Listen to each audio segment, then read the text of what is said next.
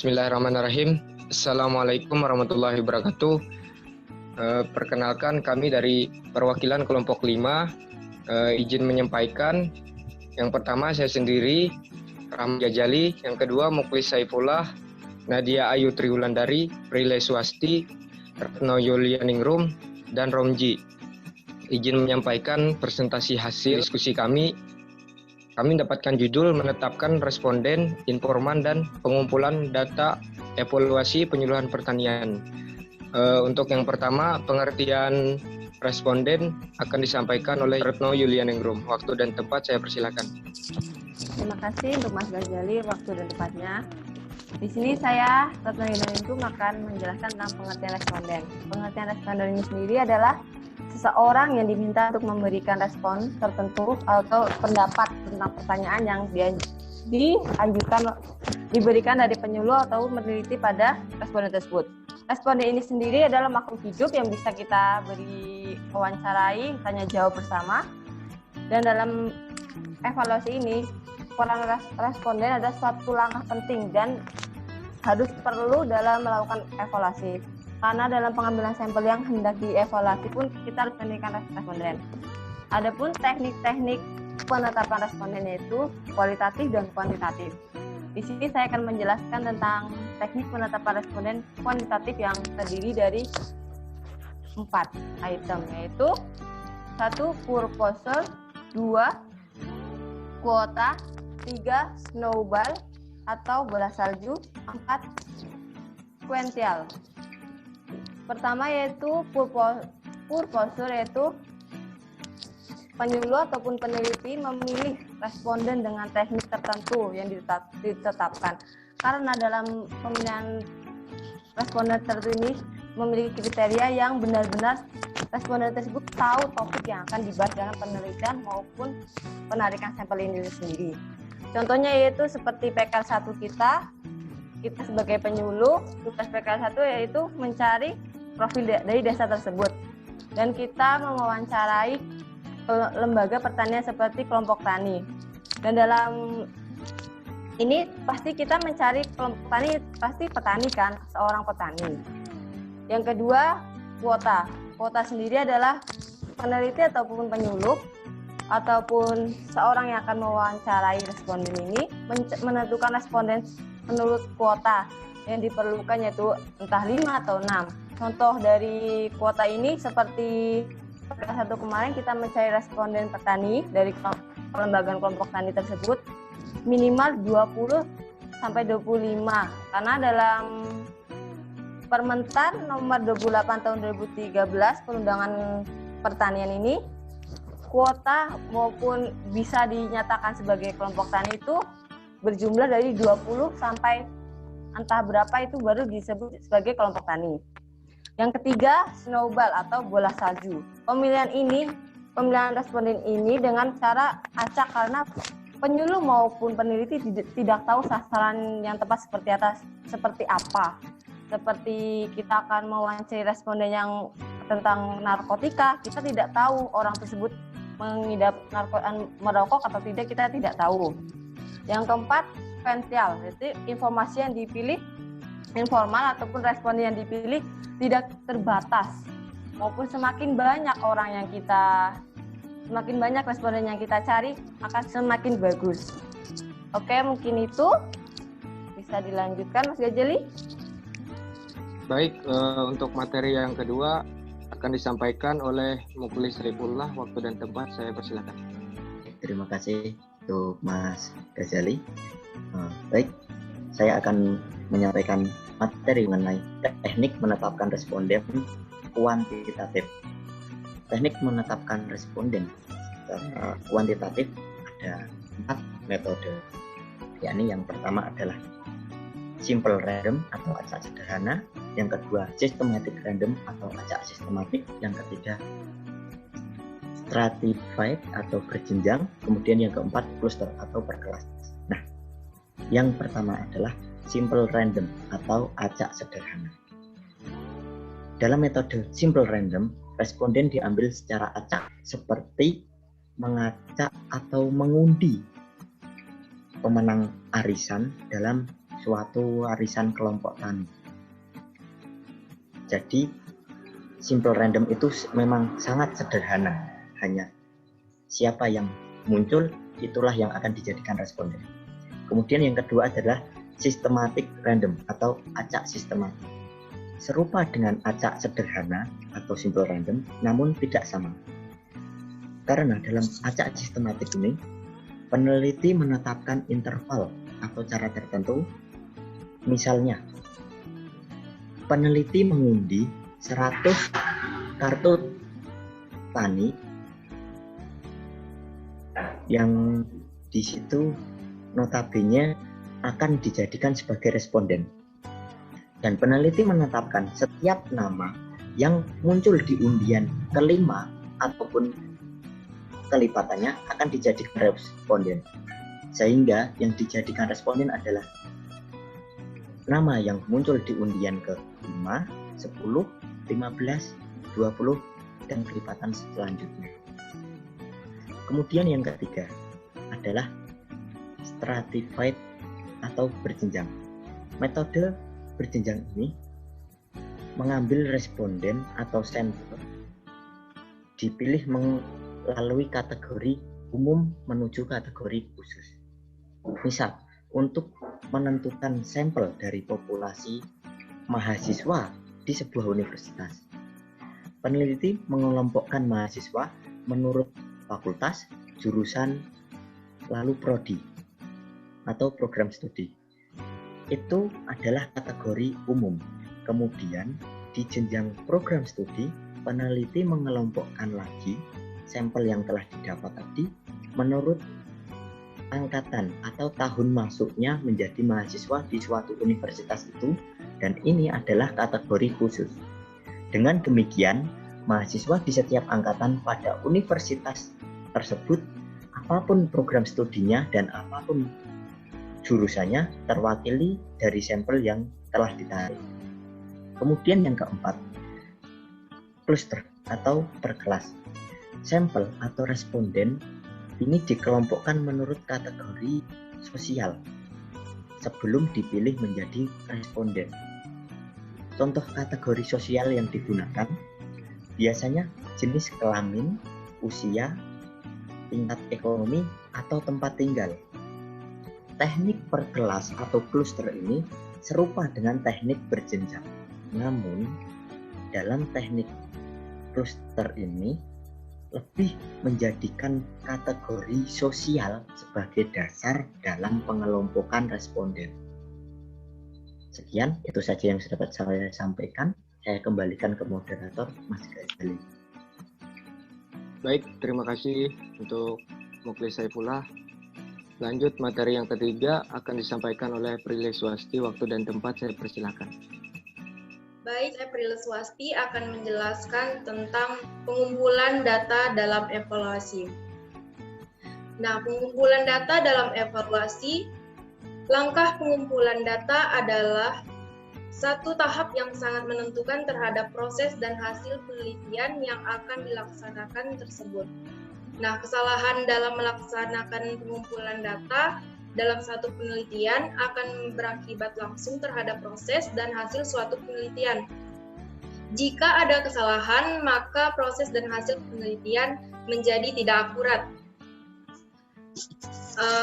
Selanjutnya, pengumpulan data dapat dimaknai juga sebagai kegiatan peneliti dalam upaya mengumpulkan sejumlah data lapangan yang diperlukan untuk menjawab pertanyaan penelitian untuk penelitian kualitatif atau menguji hipotesis untuk penelitian kuantitatif.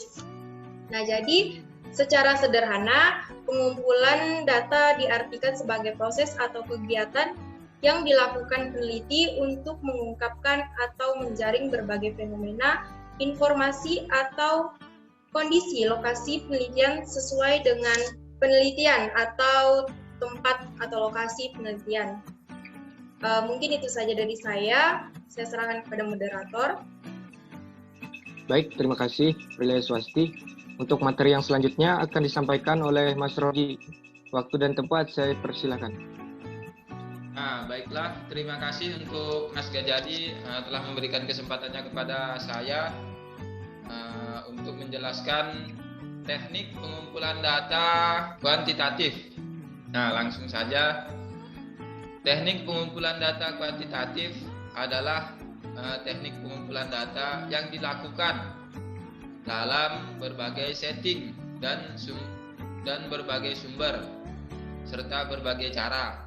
Bila dilihat dari settingnya, data dapat dikumpulkan pada setting alamiah, laboratorium, dan di rumah dan dimanapun kita berada bisa.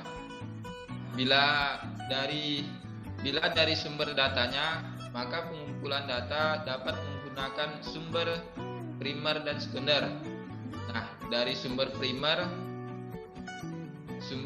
adalah sumber data yang langsung memberikan data kepada pengumpul data, dan sumber sekunder merupakan sumber yang tidak langsung memberikan data kepada pengumpul data. Contohnya seperti lewat orang lain atau lewat dokumen.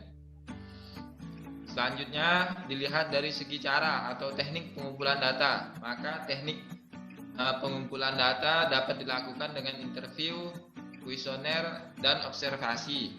Nah, yang pertama yaitu teknik interview atau wawancara. Nah, teknik interview atau wawancara ini terbagi menjadi dua, yaitu teknik wawancara terstruktur dan teknik tidak terstruktur. Nah, untuk wawancara yang terstruktur adalah teknik pengumpulan data bila peneliti atau pengumpul data telah mengetahui dengan pasti informasi apa saja yang akan diperoleh. Oleh karena itu, dalam melakukan wawancara, pengumpul data telah menyiapkan instrumen-instrumen penelitian berupa pertanyaan-pertanyaan tertulis ataupun yang lainnya. Nah, dengan wawancara terstruktur, setiap responden diberi pertanyaan yang sama dan pengumpul data mencatatnya. Nah, dalam melakukan wawancara, selain harus membawa instrumen sebagai pedoman, maka pengumpul data juga dapat menggunakan alat bantu lain seperti tape recorder, gambar, brosur, dan material lain yang dapat membantu pelaksanaan wawancara agar berjalan lancar. Nah, yang kedua yaitu wawancara tidak terstruktur. Untuk teknik pengumpulan data ini, wawancara bebas di mana saja. Peneliti tidak menggunakan pedoman. Seperti contohnya kita langsung bertanya kepada responden seperti kita berbicara sehari-hari. Namun kita itu langsung ibaratnya meminta data dari si responden. Selanjutnya yaitu kuesioner atau angket. Nah, namanya saja kuesioner, yang pastinya teknik pengumpulan data ini yaitu dengan pertanyaan-pertanyaan yang telah ditulis. Nah, pertanyaan-pertanyaan tersebut kemudian diberikan kepada responden. Nah, teknik kuesioner ini adalah teknik pengumpulan data yang lebih efisien bila peneliti tahu pasti variabel yang akan diukur atau tahu apa yang diharapkan dari responden. Yaitu artinya peneliti itu sudah tahu apa yang ingin diambilnya ataupun apa yang ingin dia ukur. Nah, selanjutnya yaitu teknik observasi. Dalam menggunakan teknik observasi, cara yang paling efektif adalah melengkapinya dengan format atau belangko pengamatan sebagai instrumen pertimbangan. Kemudian format disusun berisi item-item tentang kejadian atau tingkah laku yang digambarkan. Nah, dari peneliti berpengalaman diperoleh suatu petunjuk bahwa mencatat data observasi bukanlah sekedar mencatat, tapi juga mengadakan pertimbangan, kemudian mengadakan penilaian kepada skala bertingkat. Misalnya memperhatikan reaksi penonton televisi, bukan hanya mencatat reaksi tersebut, tetapi juga menilai reaksi tersebut apakah sangat kurang atau tidak sesuai dengan apa yang dikehendaki. Nah, teknik observasi ini bisa dibilang kita itu melihat langsung keadaan di keadaan suatu wilayah yang ingin kita kumpulkan datanya. Jadi kita itu ibaratnya terjun langsung di lapangan, kita melihat, kita menilai sendiri di daerah tersebut. Nah, mungkin itu saja dari saya. Selanjutnya saya serahkan kepada MC. Baik, terima kasih Mas Romji. Untuk materi yang selanjutnya akan disampaikan Mbak Nadia Ayu Triwulandari. Waktu dan tempat saya persilakan. Ya, terima kasih Mas Gajali. Saya akan menjelaskan tentang teknik pengumpulan data kualitatif. Nah, adapun penelitian kualitatif itu mengumpulkan data yang lebih dalam dan kontekstual. Ada beberapa teknik pengumpulan data kualitatif yang umum digunakan, yaitu yang pertama itu wawancara. Seperti kita ketahui, wawancara itu adalah komunikasi atau interaksi kepada responden dari peneliti. Nah, wawancara ini bisa dilakukan tanpa tatap muka, yakni melalui media telekomunikasi, dan juga bisa dengan video call atau Zoom meeting atau lewat telepon jika masanya seperti sekarang ini masa pandemi. Jadi dengan teknologi informasi kita bisa wawancara.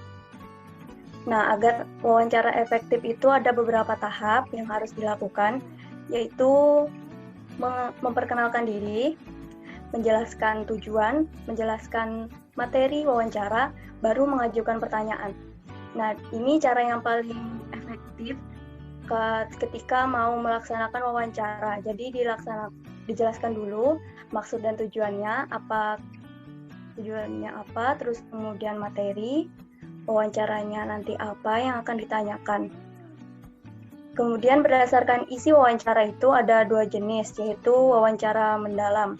Nah, di mana peneliti itu menggali informasi secara mendalam dengan cara terlibat langsung dengan kehidupan informan atau responden, dan bertanya jawab secara bebas tanpa pedoman pertanyaan yang disiapkan sebelumnya.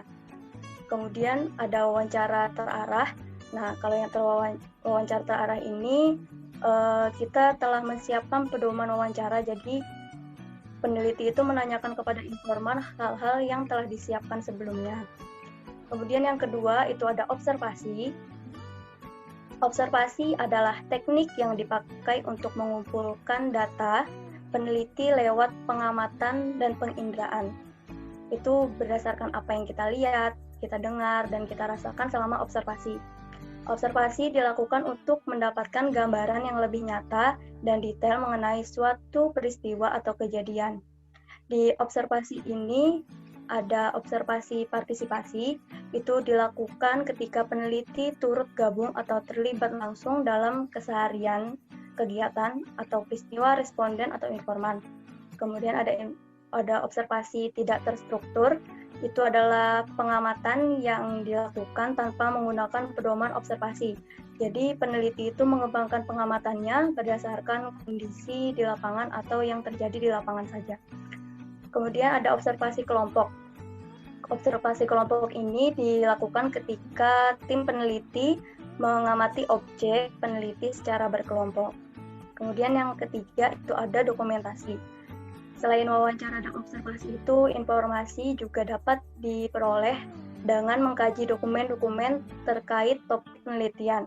Dokumen tersebut dapat berupa surat, arsip foto, catatan harian, hasil rapat, jurnal kegiatan, dan lain-lain.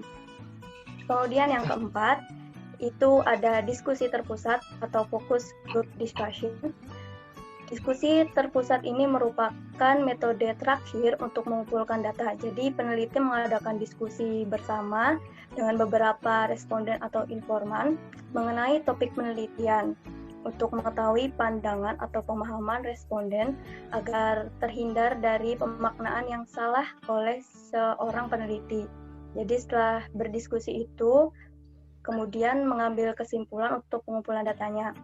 Nah, dengan diskusi terpusat ini diharapkan akan diperoleh hasil pemaknaan atau pandangan yang lebih objektif. Cukup sekian yang saya jelaskan, saya kembalikan ke moderator. Baik, terima kasih kepada Mbak Nadia Ayu Triwulandari. Dari materi yang disampaikan tadi, sampailah kita kepada kesimpulan dari materi. Kesimpulan akan disampaikan saya sendiri, yaitu evaluasi merupakan bagian yang terpisahkan dari seluruh tahapan siklus penyuluhan, mulai dari tahapan perencanaan, pelaksanaan, hingga pasca kegiatan penyuluhan tersebut. Dalam pelaksanaannya, salah satu kegiatan yang dilakukan ialah penentuan responden atau informan sebagai objek penelitian dalam evaluasi penyuluhan pertanian. Selain itu, terdapat kegiatan pengumpulan data dalam evaluasi penyuluhan pertanian, berisi informasi yang diperlukan oleh penyuluh selaku pelaku evaluator kegiatan untuk dapat digunakan sebagai bahan perbandingan bahan evaluasi sebuah kegiatan yang telah dilaksanakan. Baik, mungkin itu saja presentasi dari kelompok 5. Misalnya teman-teman ada pertanyaan, mungkin bisa ditanya di forum chat kelas. Itu saja dari kelompok 5. Sekian dan terima kasih. Salah hilap mohon maaf. Assalamualaikum warahmatullahi wabarakatuh.